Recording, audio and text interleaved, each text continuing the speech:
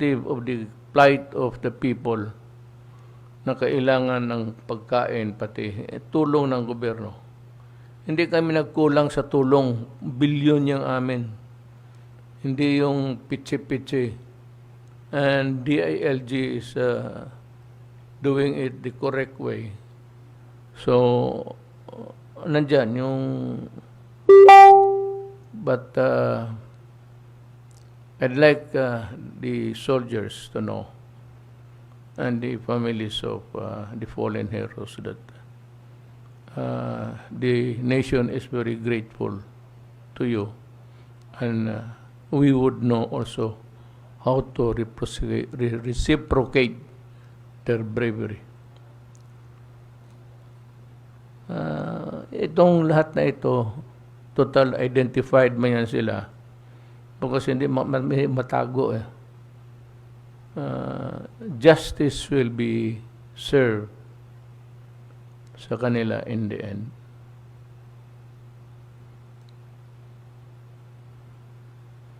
Marami ng bakuna na dating. Do not forget your second dose again. At in our drive against corruption, basahin ko na lang rin, baka interesado kayo.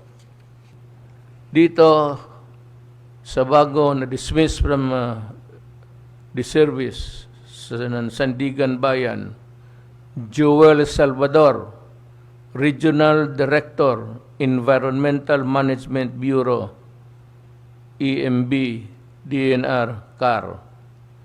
Violation of the anti-graft and corrupt practices and illegal use of public funds. Malversation ito. Diversion of the 758,998.7 allotted to ecological solid waste management to the rehabilitation and improvement of the Regional Director's Office and Environmental Information Center materials without public bidding and ghost delivery. Itong si Salvador was sentenced to imprisonment 6 months to 1 day and the perpetual disqualification from holding public office. Yung iba, si Perlita Mauri, Budget Officer, ENB, DNR, CAR, diversion of 758,998.7, allotment of the ecological solid waste on rehabilitation and improvement of the regional. Ganun rin. Suspended lang sila. I want the records of these cases forwarded to me, and I will study. I might amend the order of suspension to dismissal. Itong si Rolando Reyes, Officer in Charge, Administrative and Finance Division, AMB, DNR, CAR.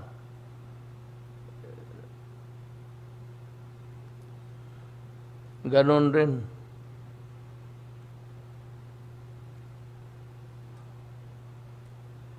Dismissal pala talaga to.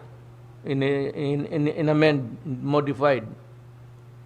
They were found guilty under case number SB 15 CRM 0099 for illegal use of public funds penalized under Article 20 of the revised Penal Code.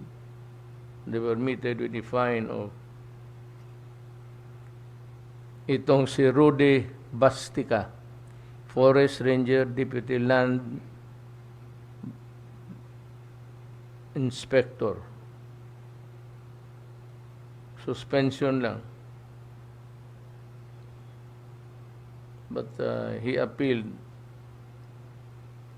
Ito, involving in land title irregularities. Pagka may malversation, falsification sa documents, that is a crime. They should be accordingly. Pero kung tapos na, galing ng Sandigan Bayan, if the acquittal or the punishment is given there, hindi mo na magalaw yan under the principle of double jeopardy. Pero ulitin ko, corruption. Marami na kayo. Magsabi ka lang na about 300 of you were dismissed from government service, meron na. Hindi ko lang inano. Kung gusto ninyo malaman, makinig kayo dito. But I do not band it just for the sake of humiliating the erring employees. But the problem is the right of the people to know what you have done in your service as a public worker. Now, we shall begin our discussion. We have on the teleconferencing set up Dr. Domingo Carlo Nograles, Bindigo Nograles, si Sal, prescribed by government. Kung ayaw nilang sumunod, ayaw lang maniwala, walang katapusan ang COVID. Because there are 1,010,000 and yung napapakunahan, malagay na natin, you have breached the 40 million mark. Ganun pa man, yung naiwan would also be in danger of contamination. Yan ang problema dyan sa mga tao na hindi nakakaintindi nakakaintindi pero ayaw sumunod. And yung sabi mo, murder, although medyo malayo masyado sa isip ng tao yan, but it is possible. If he knows that he is sick with COVID-19 and he goes about nonchalant, papasyal-pasyal ka lang dyan, you are maybe if it is intentional, malayo yan, pero it could be murder, sabi nga ni Sal. At kung hindi, yung reckless imprudence would really mas swak doon sa sitwasyon na yun.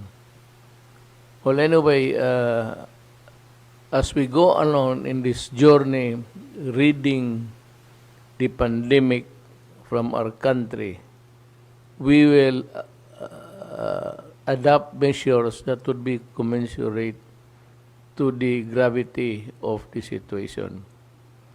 Ako, ayaw kong pero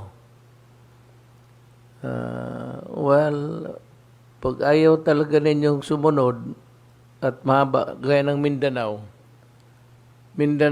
then Bacolod, and Cagayan de Oro. Nakita ko talaga, I passed the place while going home to Mindanao, na ang mga tao, baliwala, parang walang nangyari. Parang walang sakit. Parang walang, basta pasyal ng pasyal, they go about their daily business, though not intentional of harming other people, but consciously having the COVID-19 in their bodies. At alam mo yan, at you do not honor the protocols, yan magkakaproblema ka. We might calibrate our response to the intransigence that you will show. Depende sa ano ninyo. Kung talagang ayaw ninyong sumunod, then we can go into marami. I could, ayaw ko lang sabihin, but we have the power to control it actually. Kung ginusto lang namin pahirapan ang tao. Any other question? Any additional information? Pag wala, pasalamat ako sa sambayan ng Pilipino for their patience and to listen to what we are saying here. The truth is here. Dito ang totoo. Nandito ang totoo. Kasi sabi ko, walang obligasyon kaming magsinungaling. Ang amin is magtrabaho, magsabi ng totoo. Wala kaming agenda, wala kaming plano kung ano. Basta amin, trabaho lang. And, hanggang sa katapusan ng araw ng aming pagtatrabaho sa gobyerno.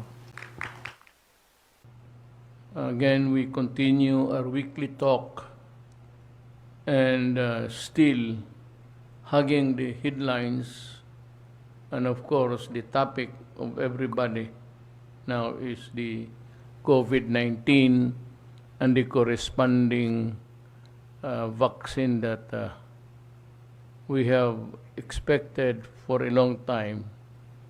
At dumating naman yung mga medisina. Hindi sabay-sabay.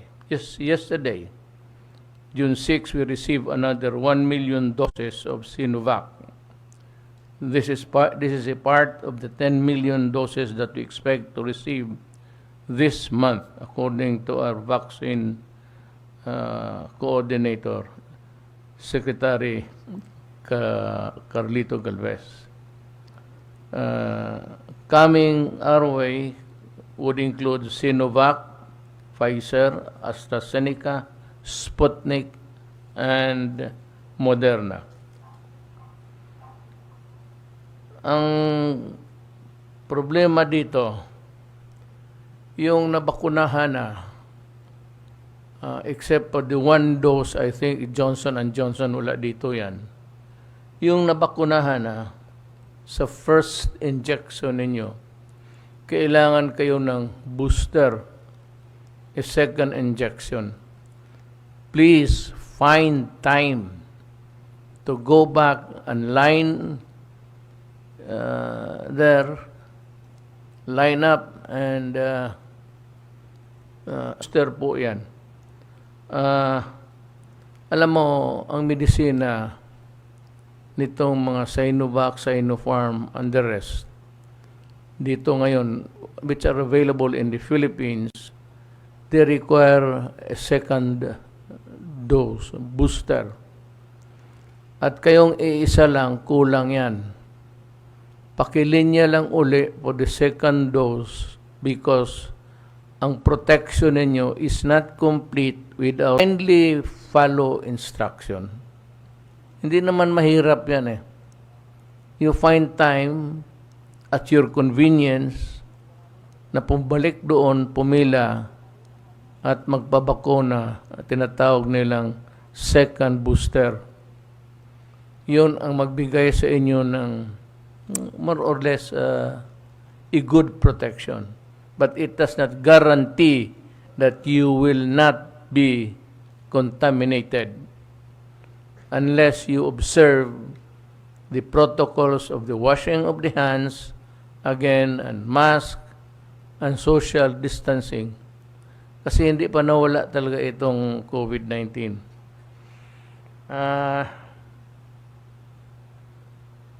I want the authorities and the LGUs to find out why this is happening and to take steps to return to their ma-imber na sila na madala ng mga barangay captain pati mayors. Kindly help us ferret out the persons who have not received the second booster until now. Nandyan yung medisina. Pinakahintay natin halos 1 taon. Kaya lang naman nakukulang-kulang talaga yung supply. So it took us time to receive our share. But now, medyo maluwang na ang mundo, nabakunahan na sa Amerika halos lahat, they can afford now to share the residual supply nila sa vaccine. Ano lang, kasi itong COVID na ito is a very toxic thing, and it can contaminate you again. There is no guarantee. Though it would give you a measure of protection, it does not guarantee that you will not get COVID again. So despite or in spite of your vaccines and boosters, please observe the basic protocol.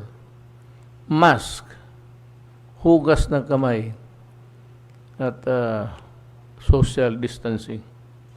Matatapos rin to, especially with your cooperation, matatapos ito. Mas madali. June 5, the global community celebrated World Environment Day to promote greater commitment to care our planet.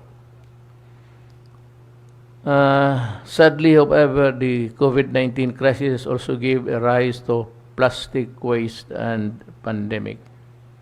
The popularity of delivery of services has produced considerable solid waste, such as the delivery of packaging of both food and non-food products. Also, a serious concern is the proper disposal of medical waste. There have been several reports of poor disposal. Alam mo ito, mga medisina na ito, babaon to. I remember one time when I was mayor, parang isang nurse, dyan lang sa Talomo area, sa beach, doon siya naghukay doon sa sand at doon niya inilibing. That is not the proper way to do it. You might as well wait for the garbage men to lock the garbage and balutin ninyo yung mga ano ninyo, mga medisina, yung naturok na, saka yung mga sirens, balutin ninyo, ibigay ninyo sa basurero. Alam nila kung ano lang gawin nila. So, itong mga wala na ito, they do not have the ideology. Wala na yan silang prinsipyo sa ulo nila makipag-away. They are there to plunder.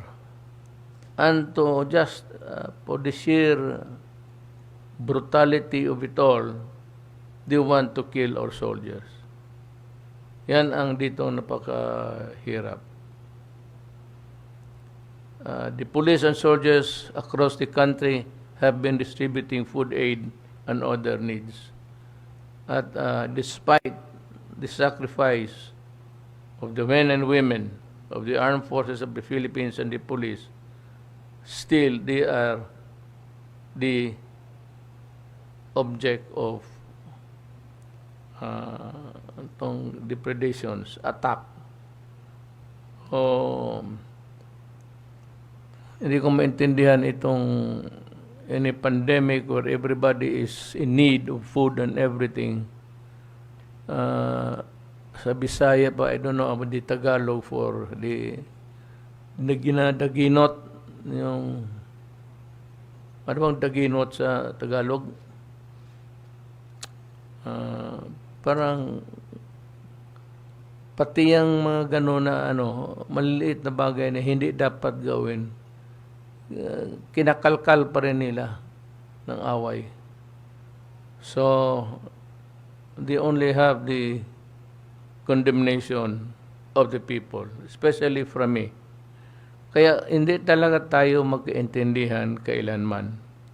No peace talks can ever succeed under me or under any other president if you do not stop attacking government forces and even civilian leaders. Yung mga barangay captain, ang mga barangay captain is one sector na maraming pinatay ang NPA sa ngayon. Sila ang favorite target. Especially itong mga barangay captains na proactive in favor of government. they are always the object of assassination. Sige lang, total ang sundalo, may mahuli isa, dalawa, magpapiyait naman yan kung ano. Then we would know what to do with you. What you can do, I can do better 10 times over. Anong kaya ninyo, kaya kong gawin. So, I would know how to deal with you. You are insensitive of the plight of the people.